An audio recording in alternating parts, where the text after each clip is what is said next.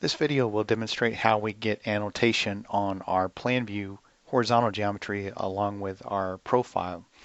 On our plan view horizontal geometry, this annotation is controlled through the use of the features that we utilize.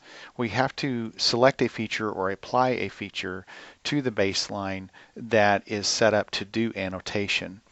And also we have to make sure that on our drawing scale that we are at an annotation that is supported in GeoPack's Design and Computation Manager file. And so by default the C files are going to be set to 1 inch equals 100 feet, which is supported in the Design and Computation Manager. To have the annotation then show up, we simply apply a feature to this particular geometry that we want to show, and so we can come over to our general geometry tab and we can select set feature definition. That's one way we can do it, and we simply choose the feature. In this case it's going to be under design, drafting standards, plan, alignments, and proposed baseline, and then we give the baseline a name, and then we select and then reset, and then that will then apply that feature definition and show our annotation. And at any point then that annotation or the alignment is adjusted, that annotation will also update automatically. Had I not already opened a GPK file of Kogo, then I would have been prompted to select the GPK file as it is synchronizing the plan graphics with the GPK file on that baseline. The second part is to demonstrate how to show annotation on the profile. In Select Series 3, looking at our profile view here, there are no options to do annotation at this time of the making of this video. We can come in and graphically manipulate our profile, but there's no annotation tools associated with this.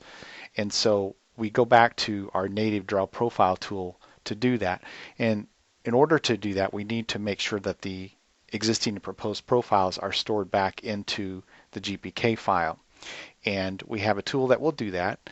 Taking a look at our proposed profile, we can see the first requirement is that it must have a name that is compatible with Kogo and GeoPack's GPK file, so no spaces or unusual characters. And so I've called this Side Road PR. And because this is a child profile of this baseline, this profile will automatically get written to the GPK file. But what is not going to automatically go back to the GPK file is the existing ground profile. And so again, this needs to have a name. So if you come over to the properties, make sure you give it a name. And then you want to come over to the General Geometry tab and select the Export to Native.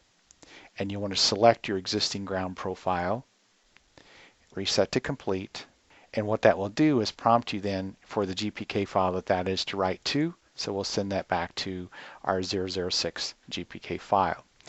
And then the last thing I want to show is the Draw Profiles tool. So I'm just going to make a new drawing here, and I'll just call this Profiles. And we'll open that drawing up. And we're going to proceed to our Draw Profile tool, and it can be accessed just to show on this video under the Plans Preparation Draw Profiles.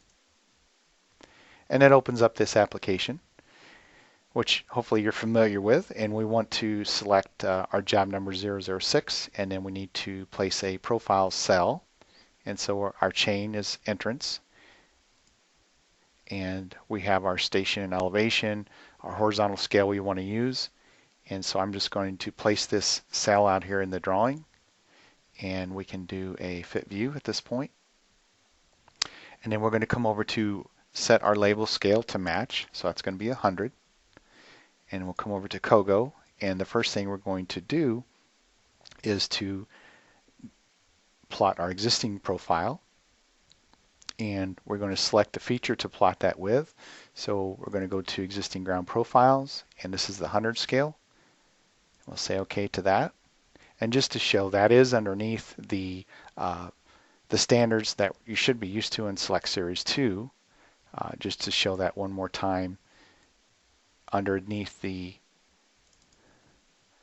Drafting Standards COGO, and then underneath Profile, Existing Ground Profiles, and then the 100 scale. And then we simply add that to the list, and that will plot the existing ground profile.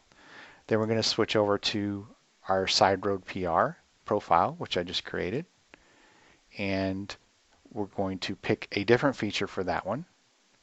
So that's going to be under Proposed Ground Profiles, 100 scale. And I'm going to do this one at 110, which is our only option for 100. We'll select that, and then we add that to the list.